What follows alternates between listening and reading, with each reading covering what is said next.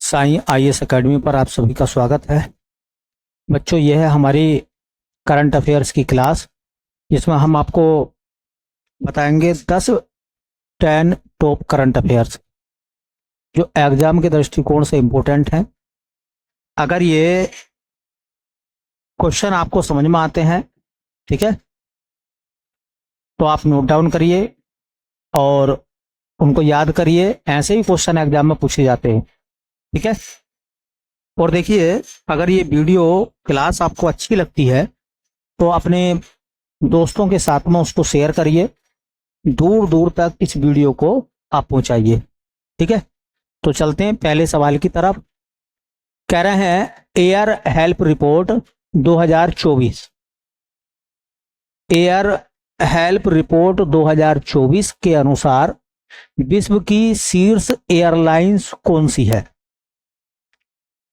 कह रहे हैं कि जो एयर हेल्प रिपोर्ट है 2024 के अकॉर्डिंग, उनमें सबसे अच्छी जो एयरलाइंस है वो कौन सी है।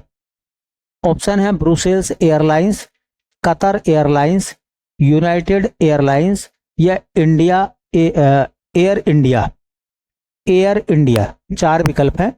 तो बेटा इसका जो सही जवाब है, जो एयर हेल्प रिपोर्ट 2024 आई है उसके अकॉर्डिंग सबसे अच्छी जो एयरलाइंस है वो ब्रुसेल्स एयरलाइंस है, बेल्जियम की है, ठीक है। एयर हेल्प रिपोर्ट 2024 के अनुसार। तो 2-3 बातें आप नोट कर लीजिए। बातें ये नोट करनी है, air help report, air help report 2024, air help report 2024 के अनुसार सबसे अच्छी जो एयरलाइंस है उसका नाम है Brussels airlines, Brussels airlines.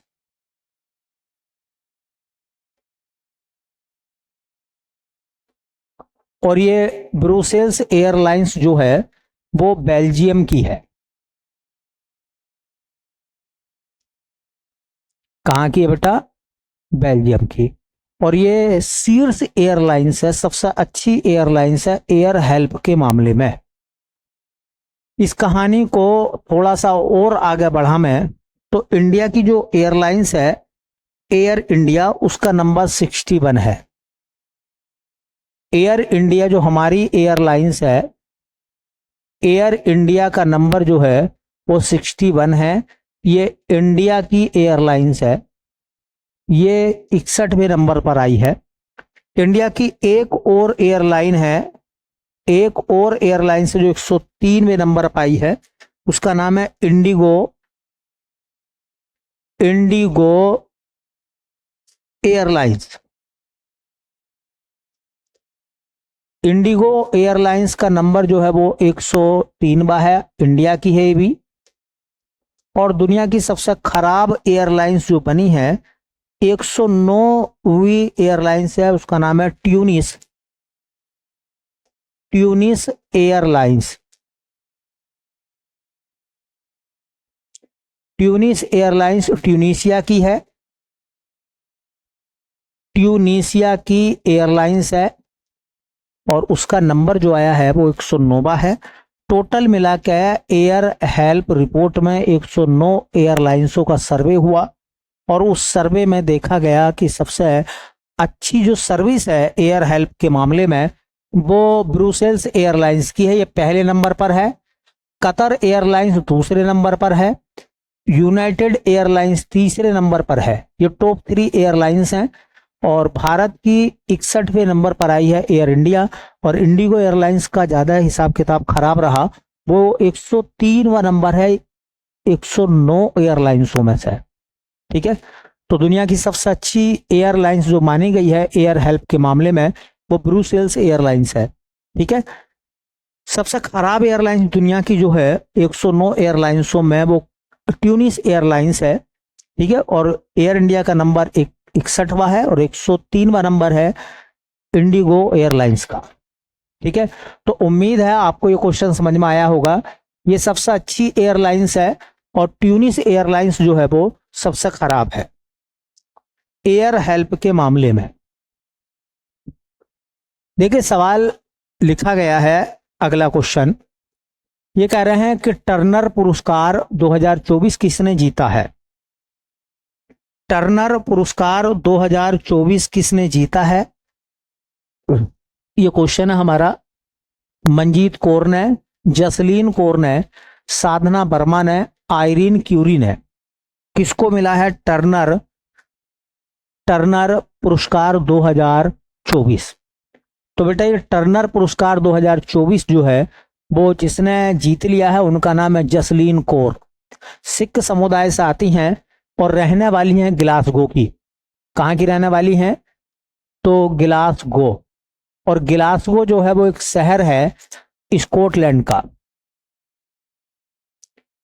Scotland की वो रहने वाली हैं, ठीक है, जिनका नाम है जसलीन कौर। और उनको मिला है क्या, टर्नर पुरस्कार। टर्नर पुरस्कार किस काम के लिए मिलता है, तो किस काम के लिए मिलता है, तो काम है इसमें कला, कला के क्षेत्र में टर्नर पुरस्कार दिया जाता है। और टर्नर पुरस्कार 2024 में दिया गया जसलीन कौर को। रहने वाली स्कॉटलैंड की हैं, ग्लासगो शहर में उनका जन्म हुआ था, सिख कम्युनिटी से वो आती हैं। अगला सवाल लिखा गया है और बड़ा अच्छा और शानदार सवाल बनेगा ये भी। ये कह रहे हैं नेटुम्बो नंदी नदेत बहा। नेटुम्बो नंदी नदेत बहा, पहले तो नाम याद रखो। नेटुम्बो नंदी नदेत बहा किस देश की पहली महिला राष्ट्रपति चुनी गई है। नेटुम्बो नंदी नदेत बहा किस देश की पहली महिला राष्ट्रपति चुन ली गई हैं। ऑप्शन है नाइजीरिया, वेनेजुएला, रवांडा और नामीबिया। नाम जरूर याद रखें। नाम है बेटा नेटुम्बो नंदी, है ना, नेटुम्बो नंदी नदेत बहा किस देश की पहली महिला राष्ट्रपति चुनी गई है। नाइजीरिया, वेनेजुएला, रवांडा और नामीबिया। ठीक है, तो इसका सही जवाब है बेटा नामीबिया। वो नामीबिया की पहली महिला राष्ट्रपति बनी है। ठीक है, ये जो नामीबिया है वो किस महाद्वीप में है, तो नामीबिया किस महाद्वीप में आता है बेटा, तो वो है अफ्रीका। अफ्रीका महाद्वीप का एक देश है नामीबिया। नामीबिया की राजधानी क्या है, देखो राजधानी और मुद्रा तो जरूर याद किया करो। तो नामीबिया की जो राजधानी है वो है विंडहोक या विंडहोक भी बोल देते हैं। तो नामीबिया की राजधानी विंडहोक है, राजधानी का नाम है विंडहोक। विंडहोक नामीबिया की राजधानी है। नामीबिया की करेंसी क्या है, तो नामीबिया की जो करेंसी मतलब मुद्रा है वो है नामीबियाई डॉलर। यहां भी डॉलर चलता है लेकिन नामीबियाई डॉलर है यहां का। नामीबिया की करेंसी कौन सी है, तो नामीबियाई डॉलर। ठीक है, अभी नामीबिया में चुनाव हुआ और पहली महिला राष्ट्रपति को चुन लिया गया है। तो यहां की जो राष्ट्रपति बनी है, ठीक है, उनका नाम मैंने अभी बोला है नेटुम्बो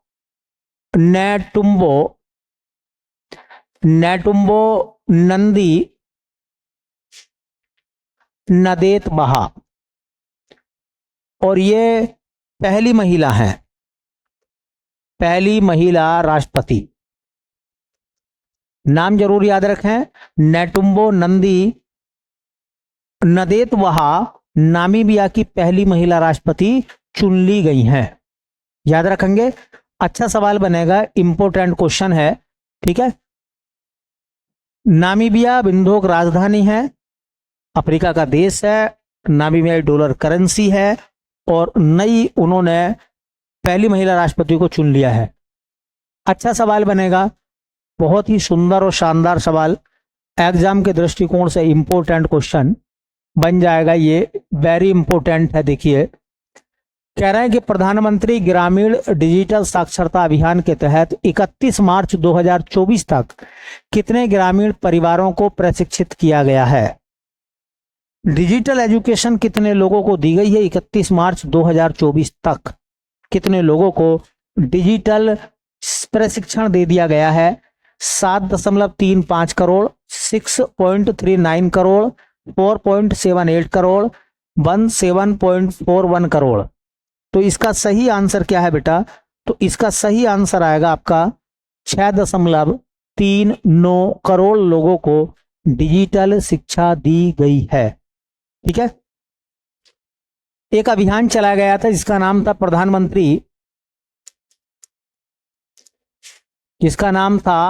प्रधानमंत्री ग्रामीण डिजिटल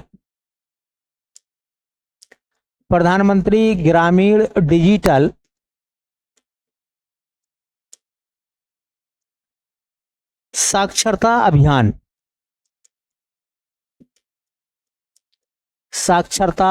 अभियान। इसको बोलते हैं PMGDISHA।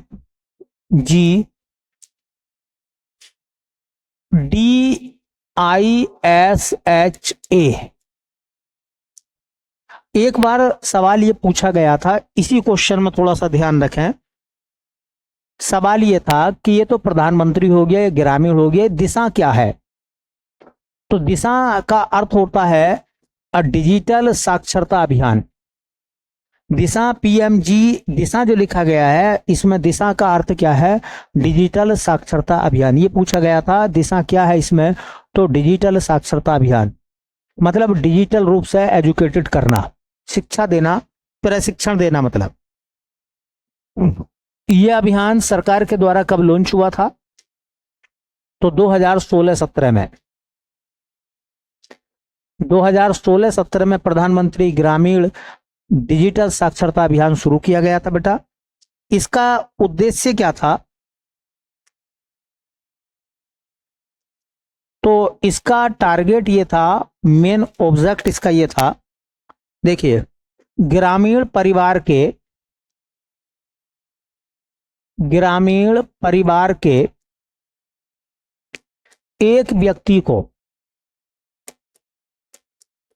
व्यक्ति को डिजिटल प्रशिक्षण देना, एक व्यक्ति को निःशुल्क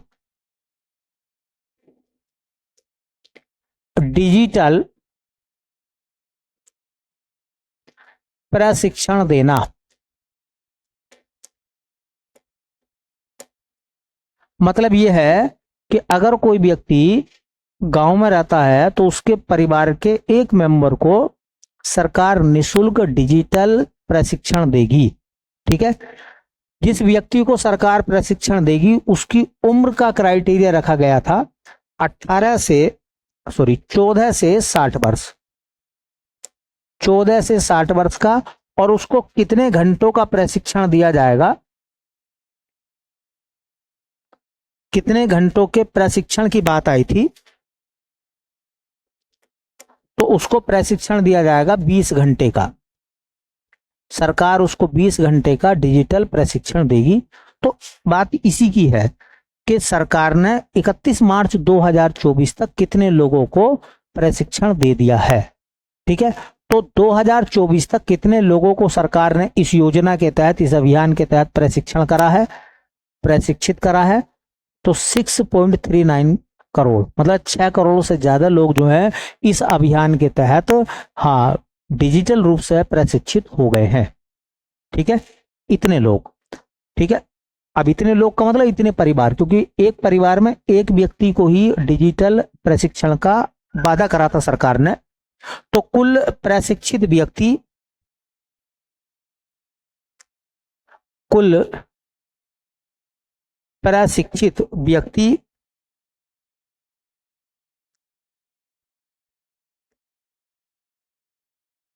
31 मार्च 2024 तक 6.39 करोड़ इतने लोग जो हैं प्रशिक्षित हो गए हैं। और इनमें सबसे ज्यादा लोग जो हैं वो हमारे उत्तर प्रदेश से हैं जिन्होंने प्रशिक्षण हासिल करा है, 1.45 करोड़। दूसरे नंबर पर आता बिहार, जहां पर तकरीबन 74.12 करोड़ लोग जो है प्रशिक्षित हुए हैं। और तीसरे नंबर पर आता है महाराष्ट्र, महाराष्ट्र 53.23 करोड़, सॉरी ये करोड़ नहीं होगा, करोड़ तो बहुत हो जाएंगे, ये होगा लाख में, 12 लाख, और ये भी लाख में। अब यहां से सवाल क्या बनेंगे, देखिए पहला सवाल सुनिए, प्रधानमंत्री ग्रामीण डिजिटल साक्षरता अभियान के तहत 31 मार्च 2024 तक भारत के कुल कितने लोगों को प्रशिक्षित किया जा चुका है डिजिटल रूप से, तो 6.39 करोड़। दूसरा सवाल बनेगा कि बताइए प्रधानमंत्री ग्रामीण डिजिटल साक्षरता अभियान के तहत सर्वाधिक प्रशिक्षित जो व्यक्ति हुए हैं वो कहाँ के हुए हैं, तो उत्तर प्रदेश 1.45 करोड़ लोग, दूसरे नंबर पर बिहार और तीसरे पर महाराष्ट्र। ठीक है, प्रधानमंत्री ग्रामीण डिजिटल साक्षरता मिशन, ठीक है, तो इसमें जो दिशा लिखा गया, दिशा का मतलब है डिजिटल साक्षरता मिशन, ठीक है, DI डिजिटल, SH साक्षरता, A अभियान, DI डिजिटल, SH साक्षरता और A से बनेगा अभियान, तो दिशा का पूरा नाम ये है। ठीक है, अच्छा सवाल है, पेपर में यहां से कुछ ना कुछ आपको देखने के लिए मिलेगा, तो थोड़ा याद कर लेना भैया। कह रहे हैं भारत ने किस बीमारी से होने वाली मौतों को 2030 तक आधा करने का लक्ष्य रखा है।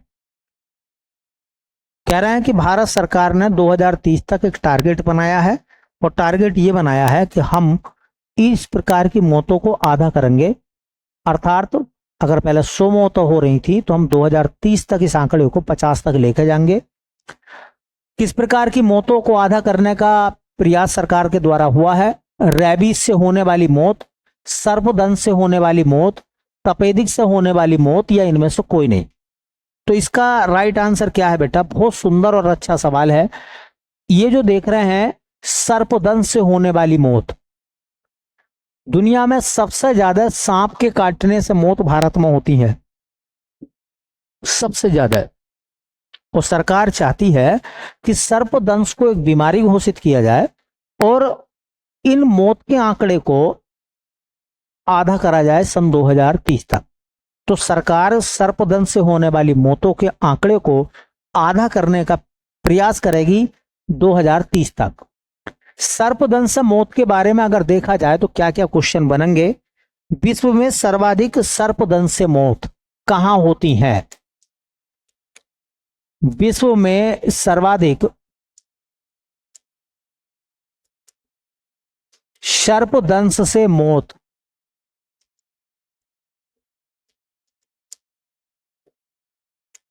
दुनिया में सबसे ज्यादा सांप के कांटे से मौत जो होती हैं वो हमारे देश में होती है, भारत में। सबसे ज्यादा मरने वाले भारत में लोग होते हैं। ठीक है, देखिए जो सर्पदंश है इसकी एक दवा है, सांप के काटने के बाद जो सर्पदंश की दवा है उसका नाम क्या है, कौन सी दवा का इस्तेमाल करते हैं, तो उसे कहते हैं पॉलीवेलेंट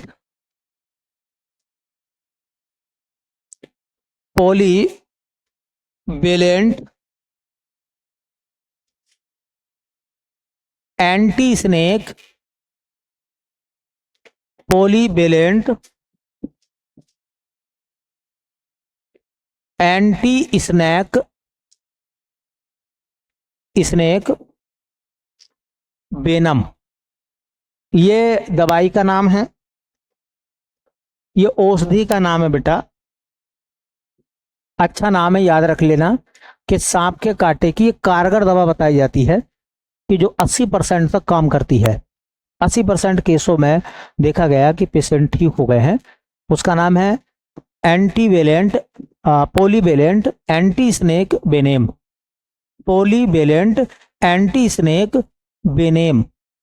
ये सांप के काटने का एक इंजेक्शन है, सांप के काटने के बाद दिया जाता है, जिससे 80% ये कारगर साबित होता है।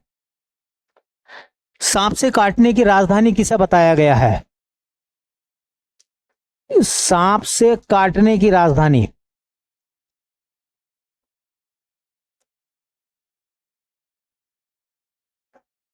सर्पदंश की राजधानी भी कह सकते हैं।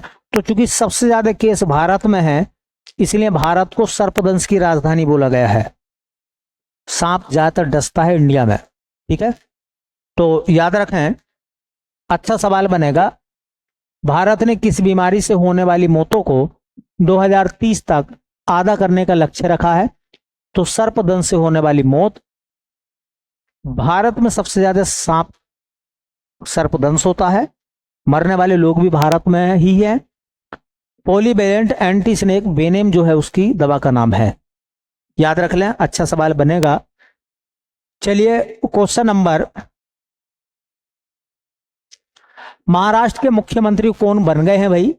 देवेंद्र फडणवीस, एकनाथ शिंदे, अजीत पवार, उद्धव ठाकरे। कौन जो है महाराष्ट्र के सीएम बने हैं?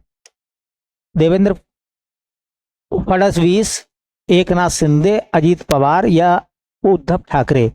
सबको पता होगा अभी चुनाव हुआ है और भाजपा को पूर्ण बहुमत मिला है, तो देवेंद्र फडणवीस जो है वहां के सीएम बनाए गए महाराष्ट्र के। अब सवाल ना, जैसे एसएससी का एग्जाम दोगे, अभी चुनाव हुआ, पूछेंगे कि बताओ महाराष्ट्र में कितनी विधानसभा सीटें हैं जिन पर चुनाव हुआ है, तो ऐसे सवाल भी थोड़ा सा ध्यान रखें आप, अच्छा सवाल बन जाएगा महाराष्ट्र के मामले में। तो देखिए, ये जो महाराष्ट्र है इसकी राजधानी तो सबको पता होगी, महाराष्ट्र की राजधानी मुंबई।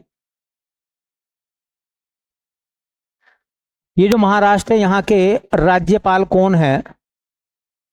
तो इस समय फिलहाल राज्यपाल हैं, उनका नाम है सीपी राधाकृष्णन।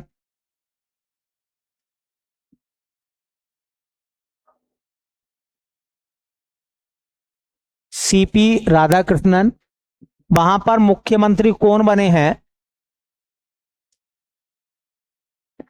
तो मुख्यमंत्री बने बता देवेंद्र फडणवीस, और दो डिप्टी सीएम बनाए गए हैं, उप मुख्यमंत्री। दो लोग बने हैं, जो पहले मुख्यमंत्री थे एकनाथ शिंदे, एकनाथ शिंदे जो कि शिवसेना के हैं, उनको बनाया गया, और एक बने हैं अजीत पवार। अजीत पवार। और महाराष्ट्र में विधानसभा सीट कितनी है? कुल विधानसभा सीट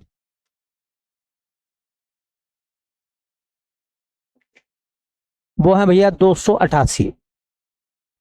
महाराष्ट्र में टोटल विधानसभा सीट जो है वो 288 सीटें हैं, उनमें चुनाव हुआ था। सबसे ज्यादा सीट जो है वो भारतीय जनता पार्टी को मिली, और उन्हीं के जो मुखिया हैं उनको जो है चुना गया किस रूप में? मुख्यमंत्री के रूप में। चलिए अगला सवाल, भारतीय नौसेना दिवस कब मनाया जाता है? 4 दिसंबर, 9 दिसंबर, 4 नवंबर, 4 जनवरी। भारतीय नौसेना दिवस, याद रख लें, तीनों दिवस इंपॉर्टेंट हैं। अगर सवाल यह पूछेगा कि भारतीय नौसेना दिवस, भारतीय नौसेना दिवस, तो वो मनाया जाता है 4 दिसंबर को। एक सवाल मैं और बताऊंगा, अभी 2024 में हमारे नौसेना के एडमिरल बने हैं। नौसेना के सबसे बड़े अधिकारी को एडमिरल कहते हैं, जो कि नेवी के, हम उन्हें नौसेना अध्यक्ष भी कहते हैं। तो नौसेना अध्यक्ष या एडमिरल जो हैं अभी बने 2024 में, उनका नाम है दिनेश कुमार त्रिपाठी। उनका नाम है दिनेश कुमार त्रिपाठी। देखो बेटा, जो दिनेश कुमार त्रिपाठी है उनका नंबर 26वां है। डी के त्रिपाठी जो हैं वो हमारे नौसेना अध्यक्ष बने हैं, एडमिरल हैं वो। ऐसे तुमसे पूछेगा कि बताइए भारतीय वायुसेना दिवस कब मनाते हैं? भारतीय वायुसेना दिवस, तो भारत में वायुसेना दिवस मनाया जाता 8 अक्टूबर को। हर साल 8 अक्टूबर को मनाते हैं। और ये भी याद रखें कि वायुसेना अध्यक्ष को एयर चीफ मार्शल कहते हैं। क्या कहते हैं? Air chief marshal. तो एयर चीफ मार्शल कौन है हमारे, और ये नाम भी अभी बदला है 2024 में। एयर चीफ मार्शल बनाए गए हैं अमरप्रीत सिंह। अमरप्रीत सिंह ये हमारे एयर चीफ मार्शल बने हैं और इनका नंबर आता है 28। 28वें एयर चीफ मार्शल बने हैं वो। तो नौसेना दिवस 4 दिसंबर, वायुसेना दिवस 8 अक्टूबर, और एक आएगा, या तो उसे ऐसे कह दो कि भारतीय थल सेना दिवस। यह मनाया जाता 15 जनवरी को। इसको हम सेना दिवस भी कहते हैं। तो थल सेना दिवस या सेना दिवस मनाते हैं हम कब? 15 जनवरी को। और थल सेना में सबसे बड़े अधिकारी को जनरल कहते हैं।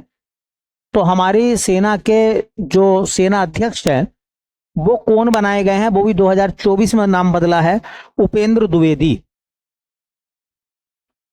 उपेंद्र द्विवेदी। तीनों नाम बड़े इंपॉर्टेंट हैं और इनका नंबर 29वां है। ये 29वें जनरल है हमारे।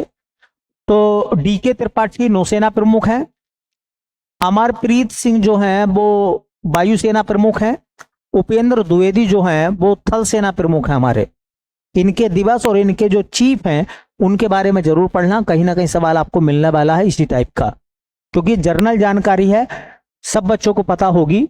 ठीक है, चलिए अगला क्वेश्चन देखिए। किस देश ने अंटार्कटिका में अपना पहला वायुमंडलीय निगरानी केंद्र खोला है? अभी 2024 में कौन सा देश ऐसा है जिसने अंटार्कटिका में अपना वायुमंडलीय निगरानी केंद्र खोला है? ऐसा कौन सा देश है? भारत, चीन, इजराइल या जापान? किस देश ने अंटार्कटिका में अपना पहला वायुमंडलीय निगरानी केंद्र खोला है? तो उस देश का नाम है बेटा चाइना। क्या नाम है? चीन। चीन ने क्या करा है? अंटार्कटिका में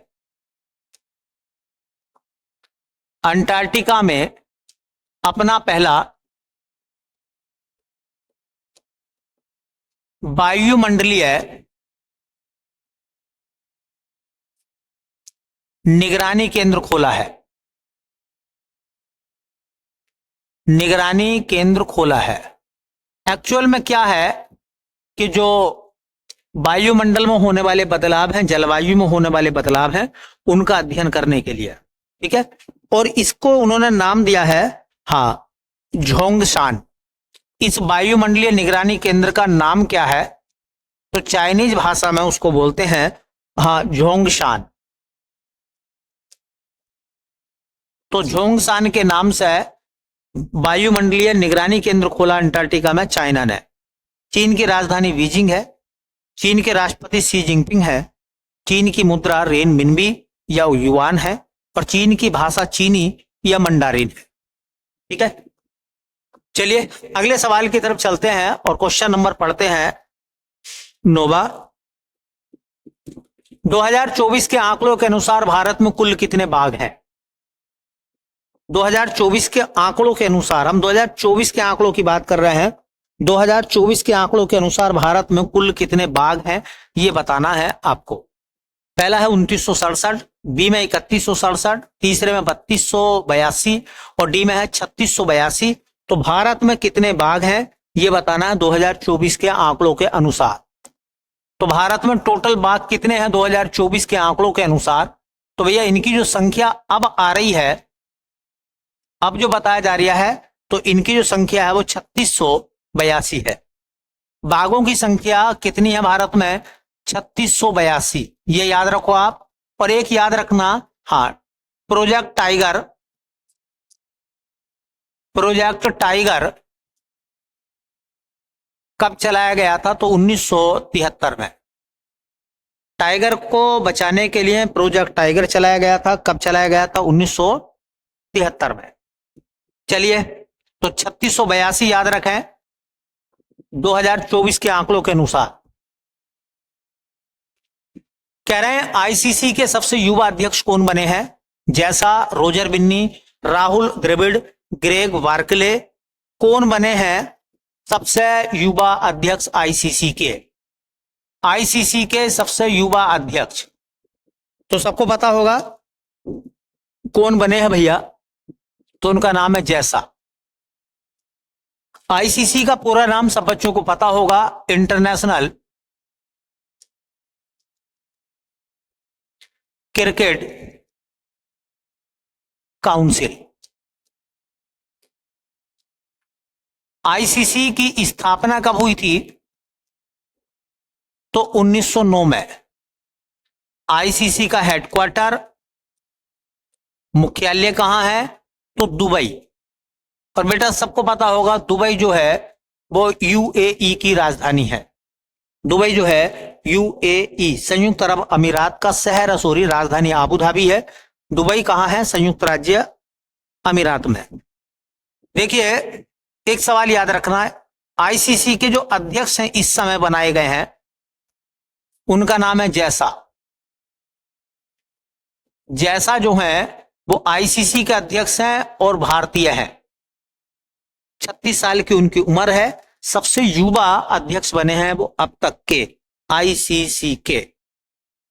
एक क्वेश्चन याद रखना, पूछा जाता है कि आईसीसी के प्रथम भारतीय अध्यक्ष, सवाल यह पूछा जाएगा कि आईसीसी के पहले अध्यक्ष जो भारतीय थे उनका नाम क्या था? तो उनका नाम था जगमोहन डालमिया। जगमोहन डालमिया यह आईसीसी के पहले अध्यक्ष थे। 1997 से सन 2000 तक वो आईसीसी के हेड रहे थे। ठीक है, तो ये सब इंपॉर्टेंट क्वेश्चन थे, एग्जाम में आने लायक थे बेटा। ये हमारे टॉप 10 करंट अफेयर्स के क्वेश्चन थे। उम्मीद है आपको समझ में आए होंगे। एक क्वेश्चन है जो आपके लिए है, आपको उसका जवाब देना है और जवाब ये देना है कि बताइए किसको क्रिकेट का मक्का कहा जाता है? क्रिकेट का मक्का किस मैदान को कहते हैं? इसका जवाब आप कमेंट में बताएं, कमेंट बॉक्स में बताएं। ठीक है, चलिए मिलते हैं फिर नेक्स्ट क्लास में। तब तक के लिए आप सभी का धन्यवाद।